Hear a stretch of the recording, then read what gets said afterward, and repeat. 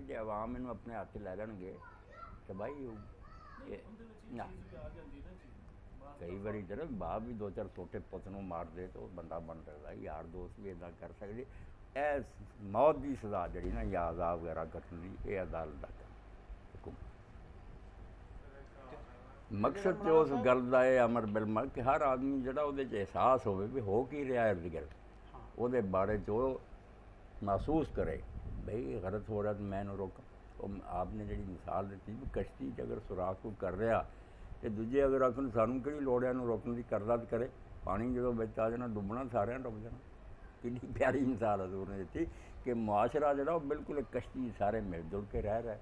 अगर गंद महल्ले फैल गया किसी ने परवाह की फिर किसी दिन तेरे घर से भी हवा तेरे बच्चे बच्चियां बिगड़ जाने।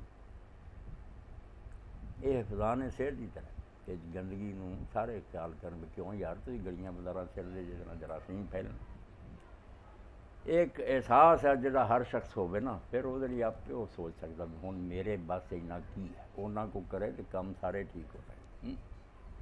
चमन साहब जोड़ा अजकल बल्कि पिछले काफ़ी अरसे तो चल रहा है इंश्योरेंस वगैरह कराना, इंश्योरेंस पॉलिसी लेना किस हद तक जायज़ इस्लामी नुक्ता नज़र इंश्योरेंस कराने ने 10 साल 15 साल ये तो मेरे भाई होवे ना इस्लाम तो इंश्योरेंस की किसी को सुझदी नहीं। इंश्योरेंस की लड़ की उत्थे पूरा मुल्क जोड़ा इंश्योर्ड होंदा। बैतुल माल जोड़ा वह इदारा ही ऐसा भी जिहदे जिहदे पसली है हिस्सा पाउंदा जाए जिन्हों जिन्हों जरूरत होगी खुद हिस्सा पाउण वाले नूं।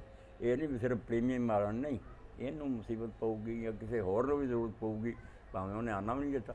बैतुल माल की जिम्मेदारी भी हर शख्स को मकान दे उन्होंने खुराक दे बीमार होवे उसका इलाज करे। उत्थे कोई बंदा कल दे बारे सोचता ही नहीं मरना की हो। सब लोग समझते कि सिर से क्यों बैठे अना वली मरला वली आला हजूर पाते जिहदा कोई वाली वारस नहीं मैं वाली वारस। अगर वो जायदाद छड्ड मरूगा वो वारस लैणगे कोई करजा छड्ड जू तो नहीं वो अदा करने की कोई सबील स्टेट वो निज़ाम बड़ा बरकत। असी जो हिस्से अलग करके समझना चाहते ना हालात एहो रखते हैं फिर इस्लाम गरीब नूं पुछदे हैं उसका माहौल ही अलग होंदा है वो सैट होंदा पौधा नशो नमा पाउंदा। इस माहौल च उन्हें की करना इत्थे इस्लामी कानून भी जो कोई बनाए ना जिवें सजावां ज़िया ने कोई बुरा असर देन।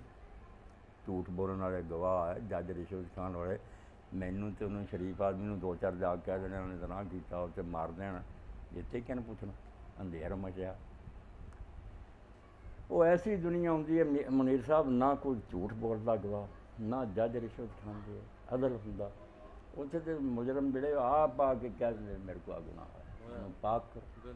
हालांकि उन्होंने पता होंदा भी सदा मौत। ये तथहीर अफकार जड़े कि जहन जड़े इन्होंने पाकिज़ा बनाए असल जिस तरह खून साफ कर देंगे ना डॉक्टर दवाइयां ना तो फिर फोड़े आपे हट जाते।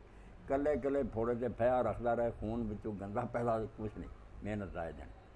ये जहना की तथहीर देनी बहुत वड्डा काम तो औखा ये नहीं एडा आसान भी पुलिस कर रहा या फौज कर लै। ये अल्लाह के नबी खप गया उमरां खापियां एक इंसान नूं ठीक कर ले मशीन थोड़ी ढिले होए कस दो।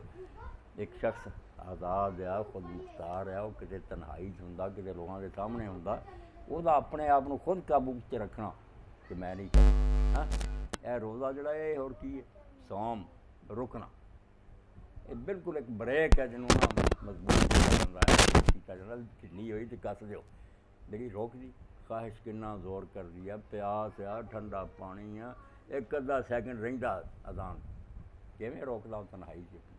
यानी मश्क ऐसी है मेरे चों दी गुजर के भी जो कोई पाक फरमाया कई रोज़ेदार है जिन्होंने सिवाय भुख प्यास के कुछ भी नहीं लगा एवें भुखे मरते रहे उन्होंने रोज़े में समझा ही कुछ। हाँ वरना रोज़ा एक अद्धा दिन नहीं 30 दिन कि लोगों तो छुप के भी उन्हें बुराई नहीं की थी।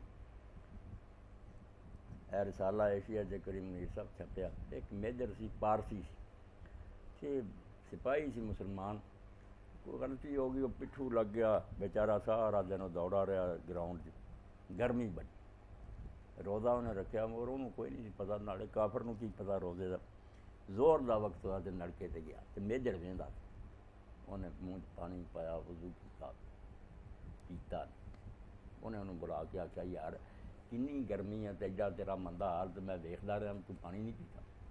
ਉਹਨੇ ਆਖਿਆ ਸਾਹਿਬ ਮੈਂ ਰੋਜ਼ਾ ਰੱਖਿਆ। ਉਹ ਆਂਦਾ ਕੌਣ ਵੇਖਦਾ ਤੂੰ ਪੀ ਲੈਂਦਾ? ਉਹ ਆਂਦਾ ਸਾਹਿਬ ਉਹ ਵੇਖਦਾ ਜਿਹਨੂੰ ਜਾ ਕੇ ਬੰਦੇ ਦੇ ਵੇਖਣ ਨੂੰ ਐਸਾ ਮੁਤਸਰ ਹੋਇਆ। ਉਹਨੇ ਆਖਿਆ ਯਾਰ ਆਪਣੇ ਮਜ਼ਹਬ ਦੀ ਕਿਤਾਬਾਂ ਦੇ ਉਹ ਮੇਜਰ ਪਾਰਸੀ ਇਸੇ ਪਰੋਂ ਮੁਸਲਮਾਨ ਹੋ। ਯਾਰ ਐਡੀ ਤਾਕਤ ਹੈ ਇਸ ਦੀਨ ਦੇ ਅੰਦਰ ਕਿ ਇੰਨਾ ਔਖਾ ਹੋ ਰਿਹਾ। ਆਂਦਾ ਨਹੀਂ ਕਤਰਾ ਨਹੀਂ ਲੋ ਦੀਨ ਦੀ ਜੜ 'ਤੇ ਅਸੀਂ ਆਪ ਵੱਢੀ ਬੈਠੇ ਹਾਂ, ਵਰਨਾ ਦੁਨੀਆ ਇਹਨੂੰ ਸੀਨੇ ਨਾਲ ਲਾ ਫੌਜ ਦਰ ਫੌਜ ਦਾਖਲ ਹੋ ਜਾਏ। ਜਦੋਂ ਸਾਨੂੰ